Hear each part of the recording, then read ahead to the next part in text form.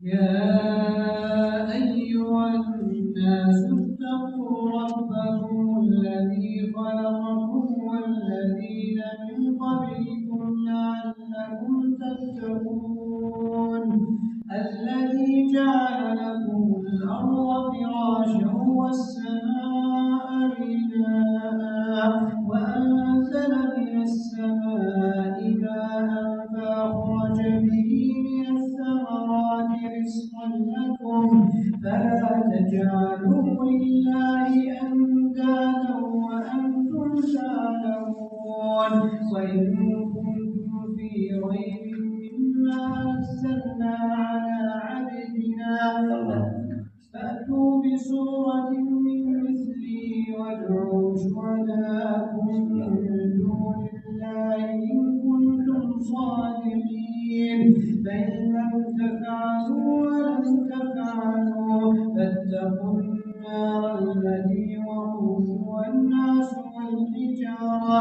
أعدت للكافرين وبشر الذين آمنوا وعملوا الصالحات أن لهم جنات تجري من تحتها الأنهار كلما رزقوا منها من ثمرة رزقا قالوا هذا الذي رزقنا من قبل وأتوا به متشابها ولهم فيها أزواج مطهرة وهم فيها خالدون إن الله لا يستحيي أن يضرب مثلا ما بعوضة فما فوقها فأما الذين آمنوا فيعلمون أنه الحق من ربهم وأما الذين كفروا فيقولون ماذا أراد الله بهذا مثلا يضل به كثيرا ويهدي به كثيرا وما يضل به إلا الفاسقين الذين ينقضون عهد الله من بعد ميثاقه ويقطعون ما أمر الله به أن